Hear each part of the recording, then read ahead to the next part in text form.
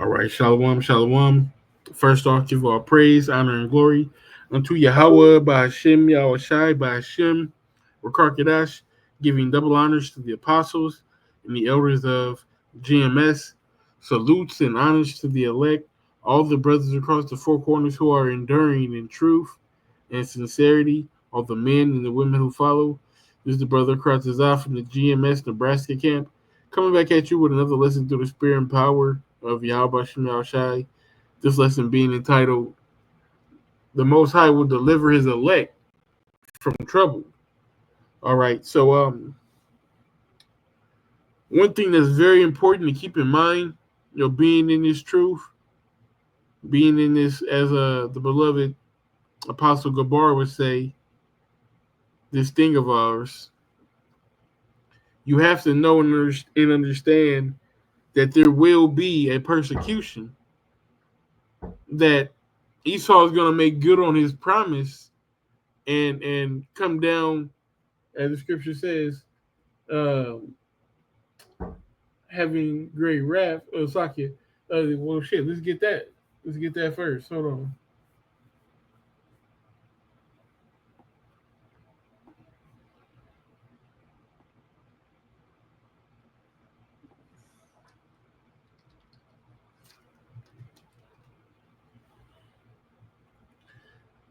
Yeah.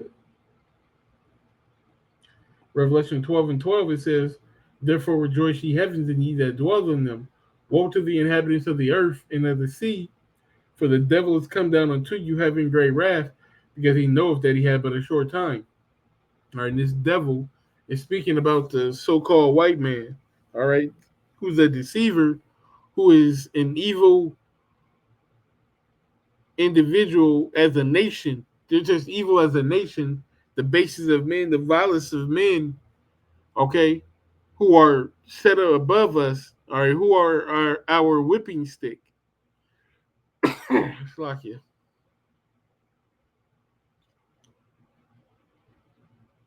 They're going to come down having that great wrath.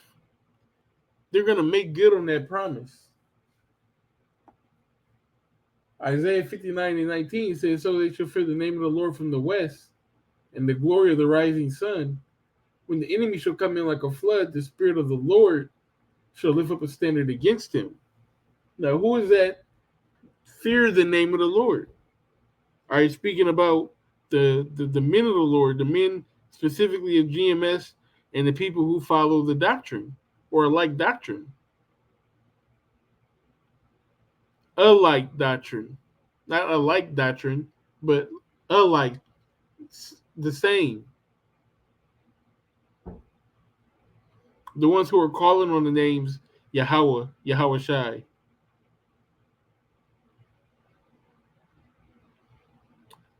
We are the ones who governments are plotting on. Not just regular Joe Sixpack Cracker, but NATO, the EU, the American government. They are thinking of ways to take down the so-called black Hebrew Israelites, which were not black Hebrew Israelites. We're just Israelites, Hebrew Israelites. All right, of Negro, Native American, and Latino descent on our father's side.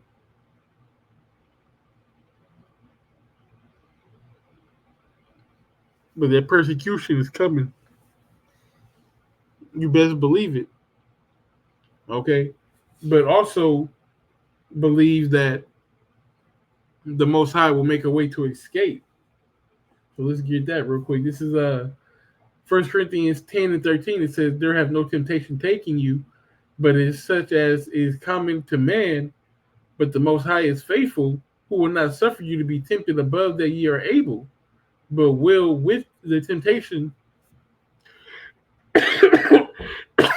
Slakia, also make a way to escape, that ye may be able to bear it." So these Edomites are going to roll on us. And there's no way to avoid that. We just read two scriptures proving that they're going to roll on us. But as it said in Isaiah, the Spirit of the Lord is going to lift up a standard against him. Now, in this lesson, I'm not going into the spiritual power aspect because that is definitely one avenue that could happen. All right, these devils could pick you up, put you in a concentration camp, and you could get spiritual powers and get you and your family or whoever you were out of there. Or the Lord could divinely intervene in one shape, form, or fashion. One method or another. So what we want to focus on in this lesson, I'm going to I want to go over three different stories. And kind of be a faith booster that even though it seems dark, it could be, your darkest hour, your darkest day, you in the dungeon of a concentration camp, and you on the docket to be tortured. And the Lord could intervene. So, Lord's word is edifying. It's started 2 Kings chapter 6 and verse 8. It says, Then the king of Syria warred against Israel and took counsel with his servants, saying, In such and such place shall be my camp. And the man of the Most High sent unto the king of Israel, saying, Beware that thou pass not in such place, for thither the Syrians are come down.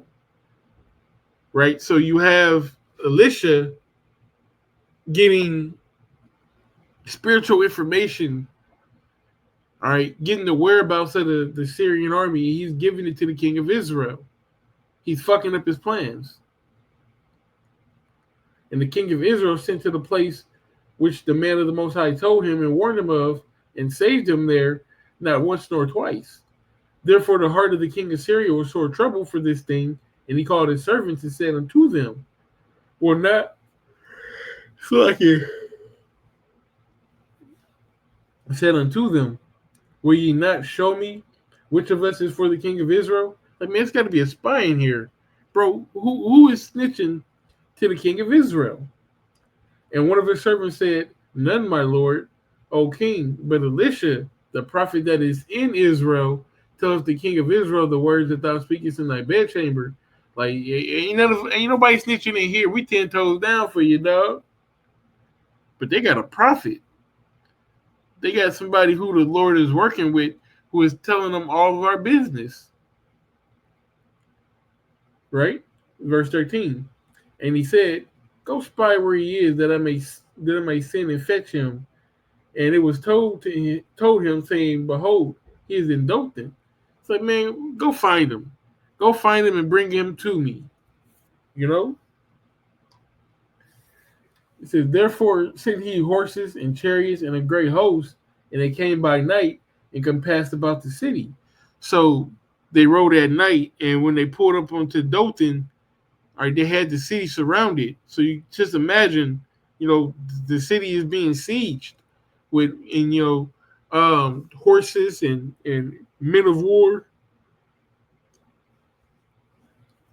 You can just imagine, the sounds, them chanting heathen noises and being just utterly obnoxious and dangerous. They could have been shooting arrows into the city, killing innocent people. Who knows? But they had the city compassed about. So there's reason for the people within the city to fear. Or you have an army surrounding your city. Verse 15.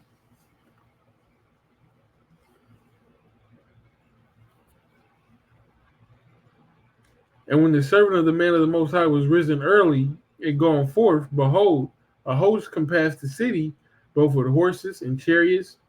And the servant said unto him, Alas, my master, how shall we do? Like, oh my God, what are we going to do? They're surrounding us. There's no way out. There's no way that we can escape this. And he answered, Fear not, for they that be with us are more than they that be with them. And Elisha prayed and said, Lord, I pray thee, open his eyes that he may see. And the Lord opened his eyes. And the Lord opened the eyes of the young man, And he saw, behold, the mountain was full of horses and chariots of fire round about Elisha. Right? So the angels were kept round about, right? All through the mountain, chariots of fire. They had to be revealed for the young man to see, but the whole time Elisha had a whole host of chariots with him. So what you think um that little army gonna do against the army of the chariots, the little armies of Yahweh Shem Shai? You know, it ends up being small shit to a giant.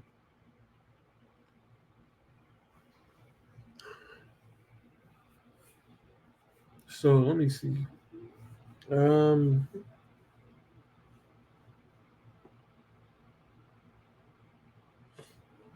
yeah, let's keep reading.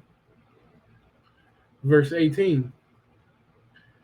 And when they came down to him, Elisha prayed unto the Lord, saying, smite this people, I pray thee, with blindness. And he smote them with blindness according to the word of Elisha. And Elisha said to them, This is not the way, neither is this the city. Follow me, and I will bring you to the man whom ye seek. But he led them to Samaria. And it came to pass, when they were come to Samaria, that Elisha said, Lord, open the eyes of these men, that they may see. And the Lord opened their eyes, and they saw, and behold, they were in the midst of Samaria. So, he led them all the way astray. This is a cold story. But Elisha was a man of the Most High. And the Most High took care of him. All right, he allowed him to make it out of that situation. All right, so let's get into the next scenario. All right, so let me back this up.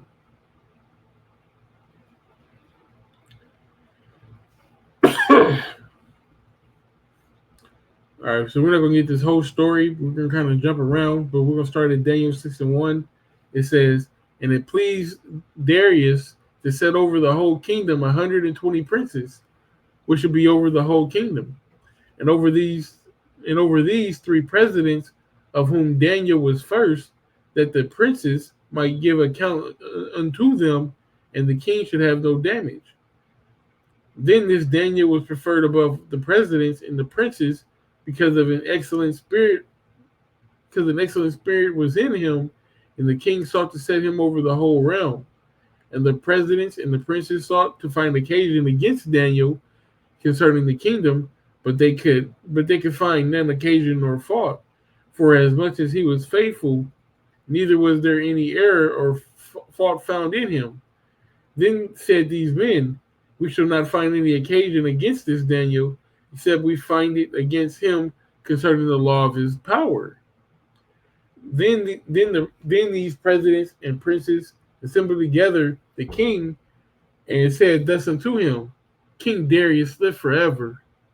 All the presidents of the kingdom, the governors and the princes, the counselors and the captains, have consulted together to establish thy royal statute, and to make a firm decree that whosoever shall ask a petition of any god or man for 30 days, save thee, O king, shall be cast into the den of lions. Now, O king, establish the decree and sign the writing, that it may be not changed according to the law of the Medes and the Persians, which altereth not. All right, wherefore the king Darius signed the writing in the decree. So, like I said, I don't want to get into the whole story. We're going to jump down because we know what happened, right? Verse 16 says, Then the king commanded, and they brought Daniel and cast him into the den of lions. Now the king spake and said unto Daniel, Thy God whom thou servest continually, he will deliver thee. So we seen, the princes and the presidents, they were jealous of Daniel. So they got him thrown in the lion's den. And as the king said here in verse 16, thy power whom thou servest, thy power whom thou servest continually, he will deliver thee. Well, guess what? He will deliver him. And he did deliver him. All right. But in the midst of it, I want to get a beautiful point, because he's in the prison with literal wild beasts. And this is an excerpt from Bell and the Dragon. So let me see. I'll try to get the meat off the bone with this.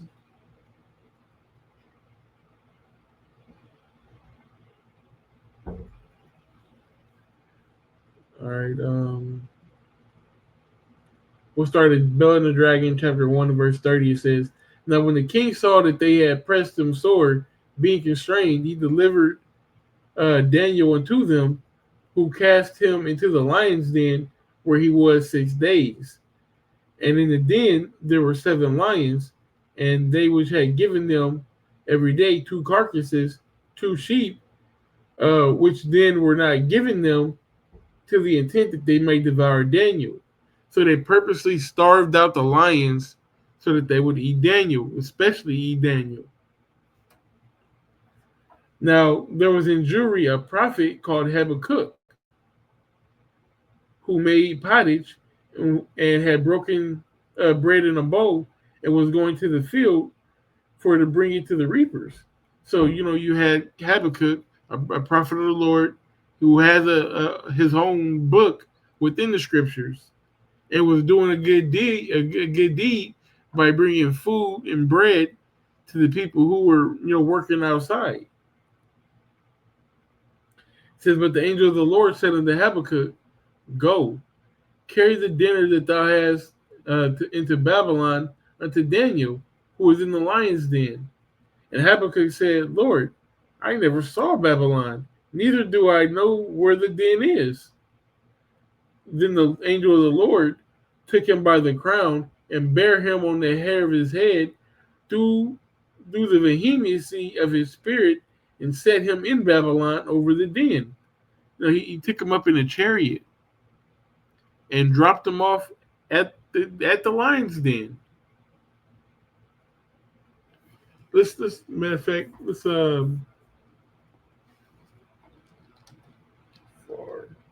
was Israel to the kingdom of Babylon? 900 miles.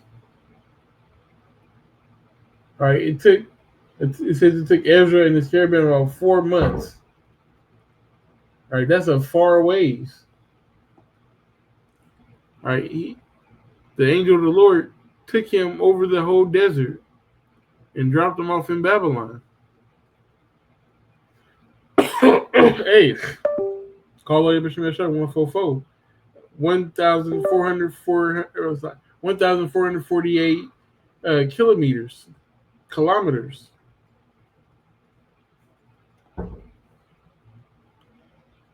And the food didn't spoil, so that's how you know it wasn't like a long journey. He had just made the food for the day. He didn't need to eat. He got there so fast in those times, proving that it was a chariot. Shit, the food was probably still hot.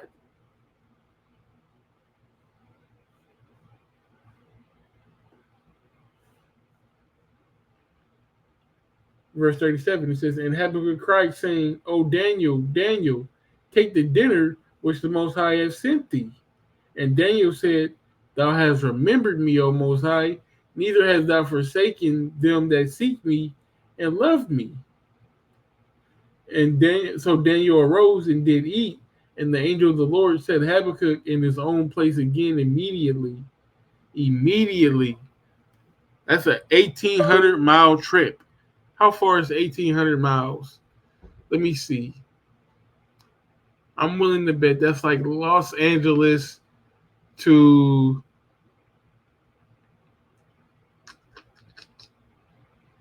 Louisville?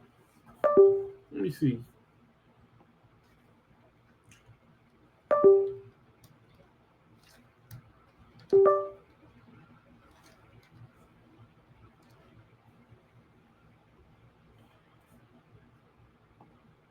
That's 2,000. That's not too far off. That's not too far off, though. All right. Probably a little bit further than St. Louis. Uh, Memphis.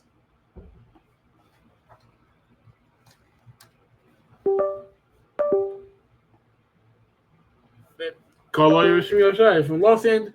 So imagine this is about the distance because remember he went there and back. So when you add the whole trip, that's about in the same day. In the same day, in the BC era.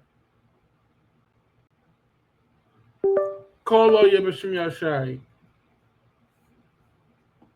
The Lord will take care of us. He took care of. These are examples for us. He took care of the men in the past. We have nothing to fear. What does the scripture say? Perfect fear. Okay.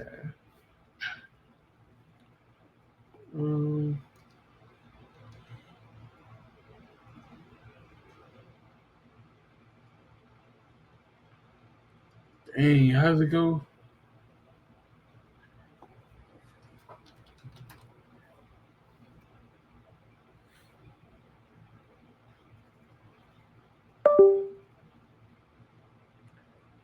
This is the one I'm thinking of. But I thought there was another one like perfect fear cast out love or something like that. Perfect love cast out fear.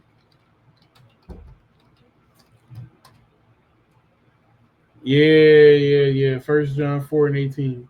So we'll get this one real quick.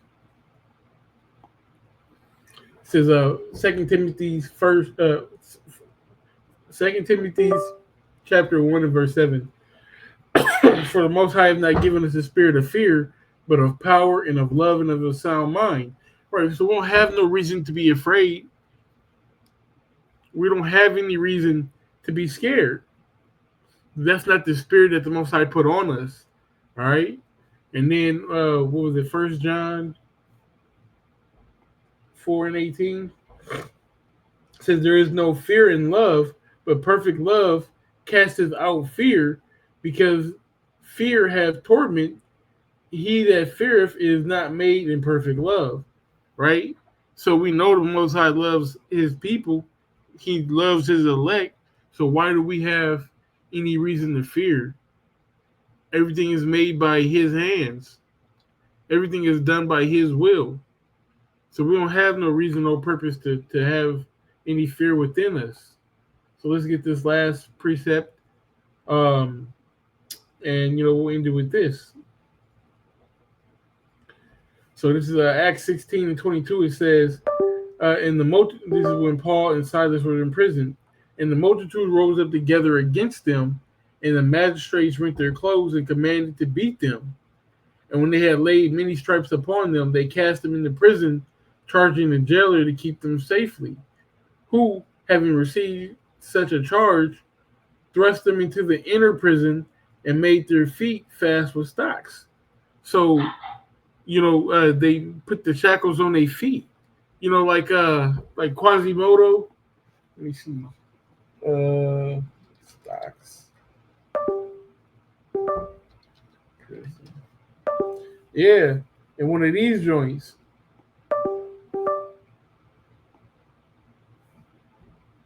You ain't going nowhere with that. You ain't going nowhere. It says, and at midnight, Paul and Silas prayed and sang praises unto the Most High, and they heard the prisoners heard them. And suddenly there was a great earthquake, so that the foundations of the prison were shaken, and immediately all the doors were opened, and every one of his bands were loosed. And the keeper of the prison, waking out of his sleep, and seeing the prison doors open, he drew out his sword, and would have killed himself, supposing that the prisoners had been fled. But Paul cried with a loud voice, saying, do thyself no harm, for we are all here. Then he called for a light, and sprang in, and came trembling and fell down before Paul and Silas, and they brought them out and said, Sirs, what must I do to be saved?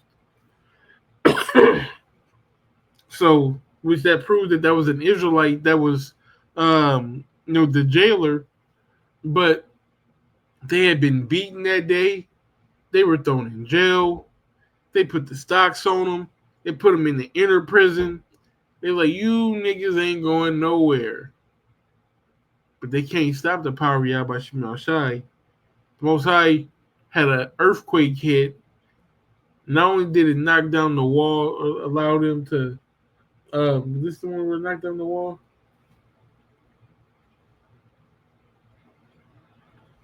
The doors were open and everybody's bands were loosed, right?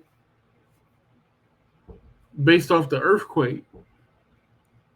Why? Because 2 men of the Lord needed that escape route, and that man had to be converted. This is our faith. This is what we trust in, what we believe in. Now, I'm not saying that, going back to that Will Smith movie, After Earth, there's a difference between danger and fear, right? Fear is not real. Fear is a internal reaction to something that you haven't experienced or afraid to experience. Danger is real. And hey, I'm not gonna lie to you, this is dangerous in a carnal sense. Because even if they do kill you, in the spiritual sense, you're just gonna go to be with the Most High.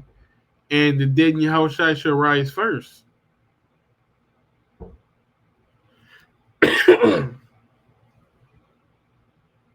And yeah, as I stated in the beginning of the video, we're prophesying the downfall of many countries and great kingdoms, of Esau's kingdom, of here in America, and around the globe, NATO and the EU.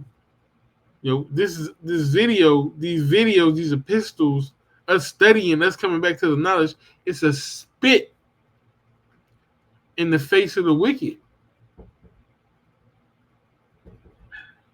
So how long are they going to allow us to keep spitting in their face? Righteously, howbeit, but nevertheless, this isn't something that's a term of endearment to the wicked, right? We're condemning them. We're exposing them. And we're praising our Lord Yahweh Shem Yahushai, first and foremost.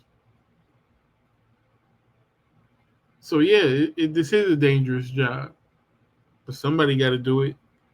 And the elect is going to keep continuing to do it without fear, all right? With all confidence that the Most High, that He is, and He's a deliverer of them who believe and who trust and put their trust in Him, or in them.